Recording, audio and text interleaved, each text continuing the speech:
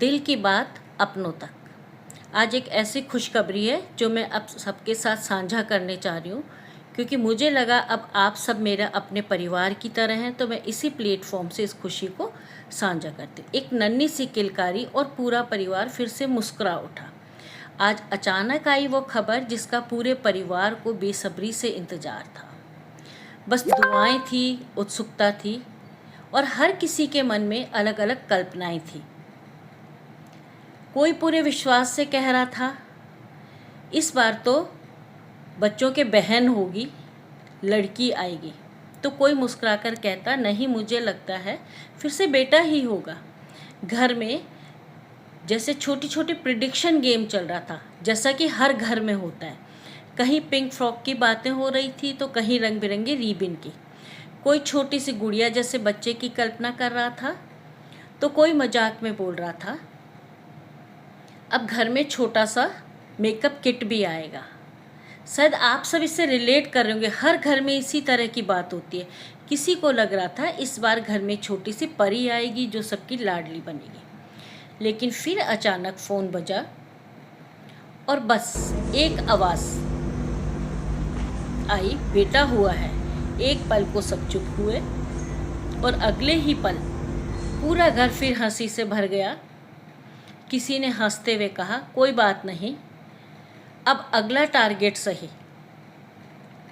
तो कोई बोला, अरे हमारी बॉयज़ टीम में एक और मेंबर आ गया है। और फिर मज़ेदार बात ये थी कि जिसने कहा था लड़का होगा वो अपनी जीत पर खुश था, और जिसने कहा था लड़की होगी वो भी हार कर खुश था, क्योंकि सच तो ये है उस पल कोई हारा नहीं था और कोई एक नन्हे बच्चे के आने से सबको जीतने वाली खुशी दे दी थी। दादी की आंखों में खुशी के साथ आवाज़ भी भरी हुई थी और नानी की आंखों से भावनाओं का सैलाब बह रहा था। लेकिन उस सैलाब में भी एक मीठा सा सुकून था, क्योंकि घर में फिर से नई खुशियों ने दस्तक दी थी।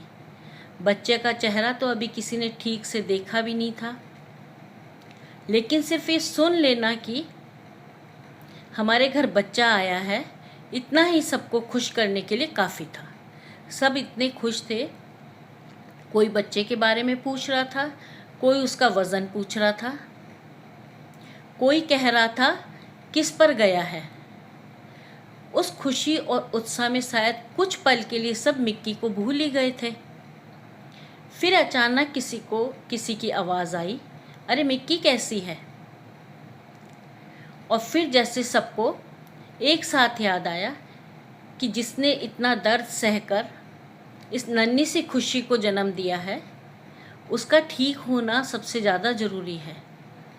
फिर फ़ोन पर बार बार यही सुनाई देने लगा, तू ठीक है ना, सब बढ़िया है ना। हाँ, सब बढ़िया है। हाँ, सब अच्छे से हो गया है। और बस यही सुनकर सबके दिलों को सुकून मिल गया। दूर बैठा मामू भी ऑफिस की टेबल पर काम भूलकर उसी खुशी में खो गया। बार बार बस यही कह रहा था, अब ऑफिस में मन नहीं लगेगा, बस जल्दी घर जाना है। इधर बच्चे की मामी अब खुद को रोक नहीं पा रही थी। उन्हें लगा अब इंतज़ार नहीं होगा, वो तुरंत अस्पताल पहुंच गई।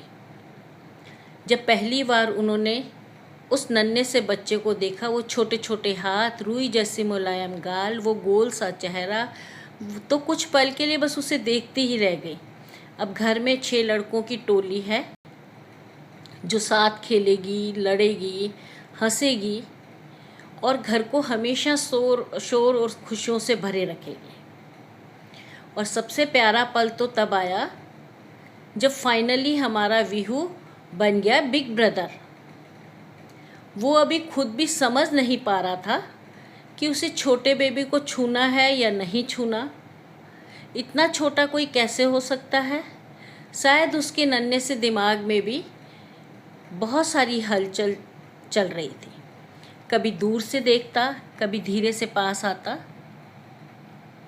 कभी मुस्करा देता और कभी बस आश्चर्य से उसे निहारता रह जाता। और आज शायद सबसे ज़्यादा भावनाएं अगर किसी के दिल में एक साथ चल रही थी तो वो बच्चे के पापा के दिल में थी। एक तरफ उनका हमसफ़र जिसे वो दर्द में देख रहा था, दूसरी तरफ अपने बच्चे के आने की खुशी। वो शायद बाहर से शांत था, लेकिन अंदर से उसका मन भावनाओं से के झूलों में झूल रहा था। जब पहली बार अपने छोटे से बेटे को देखा होगा तो शायद कुछ पल के लिए दुनिया वहीं रुक गई होगी, और उसी पल उनकी आंखें भी हल्की सी नम तो हुई होगी। फिर उन्होंने एक बार मिक्की को देखा, और शायद उस पल में उनके दिल में ज़रूर आया होगा हम सफ़र के लिए प्यार और सम्मान दोनों। ये खुशियाँ वो जो हर घर महसूस करता है, आज मैंने भी उसे आपके साथ साझा किया। कुछ खुशियाँ शब्दों में बयान नहीं होती, सिर्फ आंखों की चमक और चेहरे की मुस्कान में दिख जाती है। एक नन्हा बच्चा आया है, लेकिन अपने साथ ढेर सारी मुस्कान और दुआएं लाया है। आप सभी उस बच्चे और बच्चे की माँ को खूब आशीर्वाद दीजिए। चलते रहिए, जुड़े रहिए बीकानेर रूबरू से।